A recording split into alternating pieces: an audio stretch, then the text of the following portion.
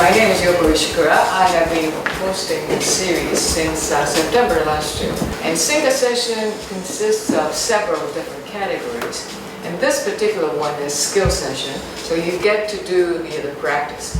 You get to practice your own skills so that you learn something and you can apply it. Let me introduce today's main instructor and the team. And that's Yan. And she is going to be leading us and talking about this coding for beginners. And we have a team there, all of these people who would help us. And for those who have never done coding, just enjoy and try to find out what it's like. And I did online course last year because I wanted to learn how to do programming. And I suffered a lot and I struggled a lot, but it was a very interesting experience. And I felt that I learned something new, even though I'm not yet. I have a long way to go. So hello everybody, my name is Yan, and welcome to Code Chrysalis. I am one of the co-founders and I'm the CTO. So I welcome you to our space. We started 2 years ago in Tokyo, and we came here with 3 missions. The first one is to create engineering leaders.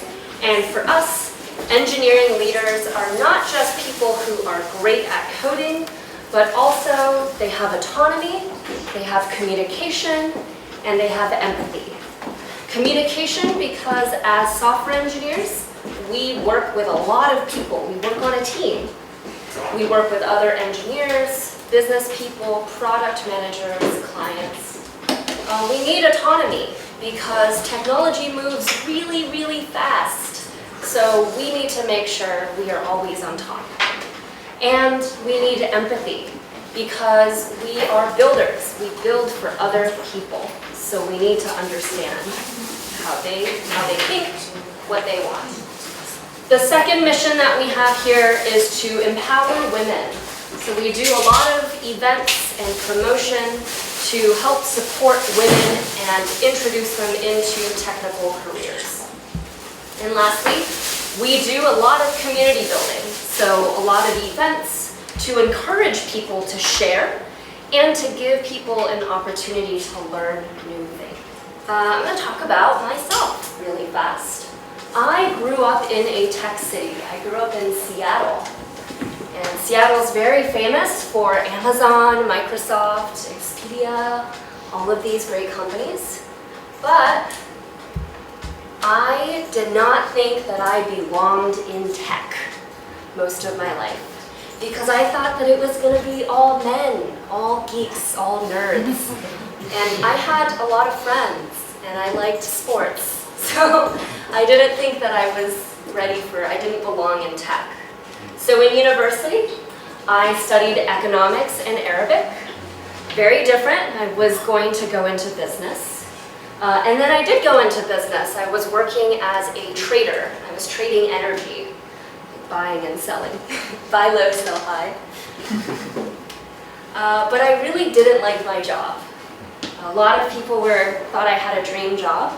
I got to travel a lot, and it was a prestigious job, but I really hated it.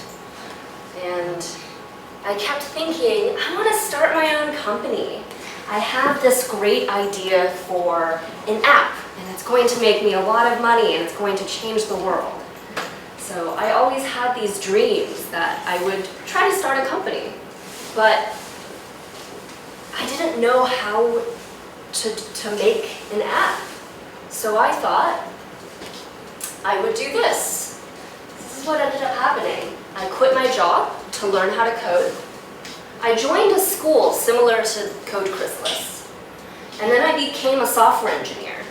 So I quit my job, moved to San Francisco, learned how to code even more, got a job in Silicon Valley. And then after that, I ended up starting 2 companies, and Code Chrysalis is my second one. So I quit my job in August of 2014, And in May 2015, I was working as a software engineer. In less than 1 year, I went from not knowing anything to being a professional. So anything is possible.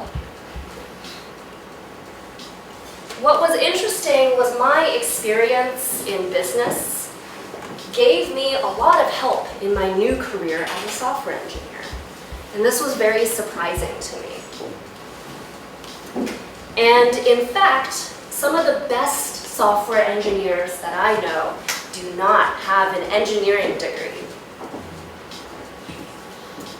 There were a lot of things besides coding that I did as a software engineer. I needed to collaborate because there were many different people that I had to talk to. And everyone was very, very different. We had designers who were more artsy, other software engineers that didn't like to talk to people. We had product managers who always thought about the business. So we had to communicate to these people. How do I communicate how something is so difficult to someone who is not an engineer? So there was a lot of teaching, a lot of diagramming, a lot of drawing.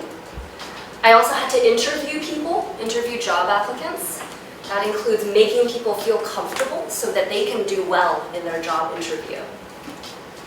And also to get them excited about working at our company. Right? I also had to provide feedback and code reviews to colleagues to help them get better. And there's a lot of researching and learning as a software engineer.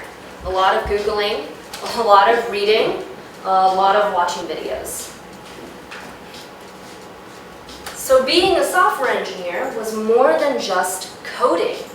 This was very surprising. I did not know this going in. A lot of what makes you a great software engineer isn't just learning how to code. It is also communication, autonomy, empathy, collaboration, and research. And we'll be able to experience some of that today. So, what will we do tonight? We're going to pair program, and you'll learn what that is. Then you'll get a chance to write your first program. And then together, we're going to read some JavaScript, and then we have some time to answer any questions that you might have.